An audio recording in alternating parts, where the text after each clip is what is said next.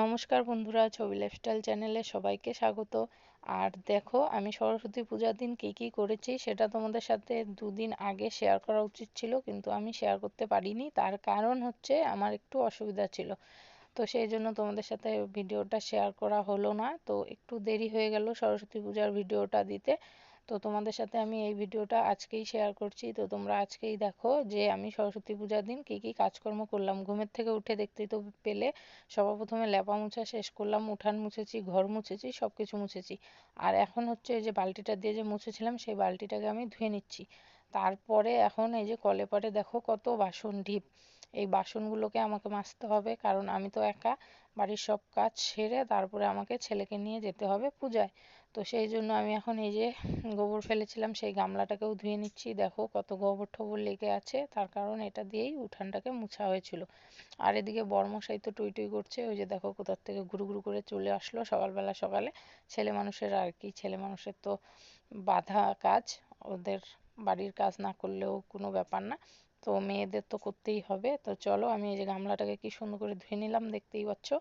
আর এখন আমি ধুবো হচ্ছে বাসনগুলো। তো বাসনও আজকে অনেকগুলোই বেরিয়েছে, কারণ হচ্ছে আজকে তো নিরামিষ খাবো ভাবছি, কারণ ছেলে পূজা করবে সেই জন্য। তো বড়মশাই বলছে যে সরস্বতী পূজার দিন নিরামিষ খাবো না। তো দেখা যাক, নিরামিষ খাই না আমিষ খাই, কিন্তু বাসনগুলো বের করলাম, বাসনগুলো তো ধুতেই হবে, এতগুলো বাসন নোংরা হয়েছে। তো বাসনগুলো একটা একটা করে প্রথমে আমি করে নিচ্ছি, পরিষ্কার করে নিচ্ছি, তারপরে আমি এগুলোকে মাজবো। তো বসে পড়লাম বাসন মাজতে। বাসনগুলো মাজা হবে কতক্ষণে জানি না। তো এতগুলো বাসন আমি টুকুর টুকুর করে মাজছি, মেজে ঠেজে তারপরে আমি এগুলোকে ধুবো।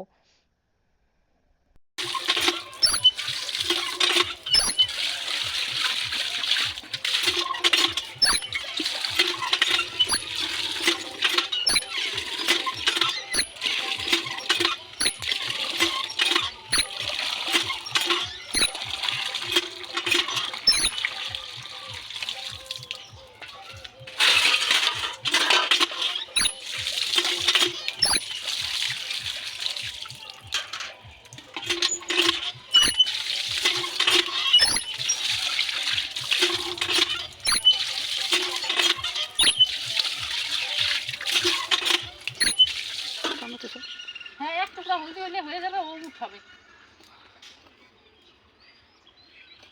হলদি তো হয়ই নাই দেখি এবার।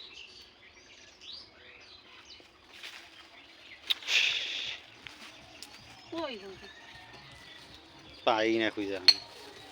ওই যে বাবাই খুঁজতেছে, ওটা ওটা ওটা সর সর সর সর।